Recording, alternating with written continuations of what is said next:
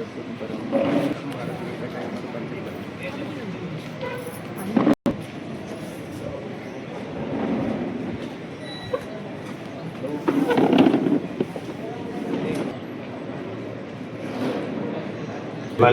के साथ कुछ मान्यवर यहाँ आए हैं।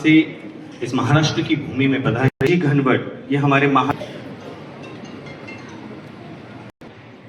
निमित्त आहे जगद्गुरु संत श्रेष्ठ तुकोबरायांचे तपोभूमी पर्वतावरती होणारा अन्याय आणि त्याला वाचा फोडण्यासाठी 10 मार्च 2026 ला आझाद मैदानात आम्ही सर्व महाराष्ट्रातले वारकरी आणि शेतकरी एकत्र येतो। ही संधी आहे। रांजणगाव या ठिकाणी शेतकऱ्यांचं जे काही आता जागृती यात्रा आहे, त्या यात्रेसाठी मधुसूदन महाराज भामचंद्र डोंगर देहूजवळ त्या ठिकाणी आले। त्या ठिकाणी महाराज आम्हाला समजते उत्खनन चालू आहे, बरंचसं काही जे काही निसर्ग आहे त्याला हानी पोचवली जाते। तुम्ही आता बरंच भाषणामध्ये सांगितले, नेमका काय प्रकार आहे त्या ठिकाणी? 2007 पासून वारकऱ्यांचा आणि शासनाचा हा संघर्ष सुरू आहे।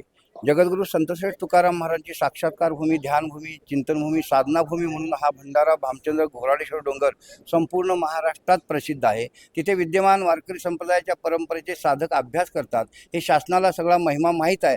एवढा असताना शासनानं वास्तविक ह्या डोंगराच्या ह्या खुशीमध्ये MIDC आणले आणि MIDC आणल्यानंतर आमचा संघर्ष सुरू झाला, कारण MIDCमुळे आमची संतभूमी बाधित झालेली आहे, लक्षात घ्या। आणि मग नियमाप्रमाणे आम्ही ह्या केमिकल कंपन्या किंवा कंपन्या नकोत म्हणून 2007 पासून आंदोलन सुरू केलं। प्रथम राजकीय लोकांनी भामचंद्रला खाणी लावल्या होत्या, त्या बंद पाडल्या सनदशीर मार्गानं। आणि 2008ला डाऊ केमिकल कंपनी विरोधात सुद्धा फार मोठा उद्रेक झाला, कंपनी पेटवली, शासनाला ती माघार घ्यावी लागली। त्याच्यानंतर सुद्धा शासनानं बोध घ्यायला पाहिजे होता, पण तो घेतला नाही। मग परत मी सनदशीर मार्गानं संपूर्ण हे तिन्ही डोंगर राज्य संरक्षित स्मारक कसे आहेत नियमानुसार याच्यासाठी 1958च्या कायद्याची जाणीव करून दिली, पुरातत्व विभागाच्या कायद्याची, पण तुला शासनानं त्याचा काही बोध घेतला नाही। परत मला सनदशीर मार्गानं 2011ला सदर भंडारा भामचंद्र डोंगर हे राज्य संरक्षित स्मारक म्हणून घोषित करावे लागले। त्याच्यासाठी मोठ्या ॲक्शन्स घेतल्या। कलेक्टर ऑफिस पेटवाय गेलो त्यावेळी हे जागे झाले की हे असं आहे होऊ शकतं। मग चंद्रकांत दळवींनी आदेश दिला आणि सांगितलं हे राज्य संरक्षित स्मारक घोषित करा। आणि घोषित केल्यानंतर सुद्धा आज बेकायदेशीर तिथं MIDCचे कामं चालू आहेत आणि बिल्डरांना पाठीशी घातलेल्या बिल्डर्सला तो डोंगर तोडतायत। आणि हा संवेदनशील वारकऱ्यांचा जिव्हाळ्याचा अस्मितेचा डोंगर आहे। तो जर शासन जर तोडफोड करत असेल तर आम्हाला मग रस्त्यावर उतरून आता लढाई करण्याशिवाय पर्याय नाही, म्हणून आम्ही आता 2 महिने संपूर्ण जनजागृती केलेली आहे। आणि 10 मार्च 2026 पासून आझाद मैदानात सदर 2011ला जी भंडारा भामचंद्र डोंगराची राज्य संरक्षित स्मारकाची अधिसूचना काढलेली आहे, कायदेशीर ती आहे, ती अध्यादेश काढून कायद्यात रूपांतर करून घोषित करावी आणि तिथलं जे अतिक्रमण आहे MIDCचे ताबडतोब हटवावं।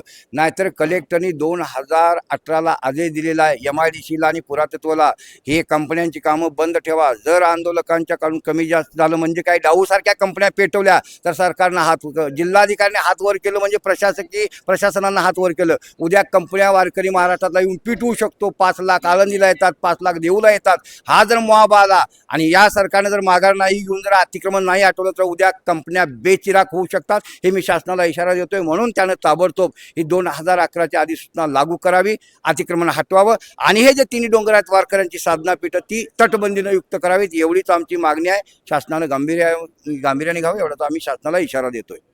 या ठिकाणी माहिती सेवा समितीचे अध्यक्ष चंद्रकांतजी वारकडे आहेत। तुमचं काम आम्ही पाहतोय की जनसेवा करताय। महाराजांनी सांगितल्याप्रमाणे त्या ठिकाणी तुमचं पण चांगलं त्या ठिकाणी वृक्षारोपण चालू आहे। असे डोंगर जर नष्ट झाले कंपन्यांनी किंवा उत्खनन झालं तर ती परिस्थिती भयानक होते। तुम्ही आता अनुभव घेताय, यांना पाठिंबा देताना काय सांगा? खऱ्या अर्थानं या ठिकाणी जे उत्खनन चाललेलं आहे त्या ठिकाणी संत तुकाराम महाराजांनी त्या ठिकाणी तपश्चर्या केली आणि खऱ्या अर्थानं जगाला, देशाला आणि जगाला संदेश दिला की आपण वृक्षवली आम्हा सोयरे वनचरे। तर खऱ्या अर्थानं जर तुम्ही डोंगर फोडताय, आज वृक्ष संपत्ती संपत चालली आहे। आपण पाहतो ऋतुमानामध्ये बदल होतोय, वेळेवरती पाऊस पडत नाही, तापमानामध्ये बदल होतोय, तापमान वाढत चालले। आणि तुम्ही जर अशा प्रकारे डोंगर फोडत चालला असाल तर आमच्यासारखे कार्यकर्ते त्या ठिकाणी आज लाखो झाडं लावतोय आम्ही त्या ठिकाणी। भविष्यात आम्हाला 1 कोटी झाडं लावायची आहेत। तर हे पर्यावरण संतुलन थांबणार कसं? त्यामुळे सरकारने खऱ्या अर्थानं तो भंडारा डोंगर वाचवण्याच्या संदर्भामध्ये काळजी घेतली पाहिजे। आणि आम्ही सर्व माहिती सेवा समितीचे पदाधिकारी असतील किंवा राज्यामध्ये आमची वृक्षारोपण करणाऱ्या ज्या संघटना आहेत, आम्ही सर्व एकत्रित आहोत. आम्ही सर्वजण आम्ही त्या ठिकाणी महाराजांच्या पाठीमागे होतो आणि त्यांना आम्ही या ठिकाणी पाठिंबा देतो आणि सांगेल त्यावेळेला आम्ही त्या ठिकाणी आंदोलनासाठी महाराजांकडे जाऊ अशा प्रकारचे या ठिकाणी आवाहन करतो. या ठिकाणी थांबतो. धन्यवाद.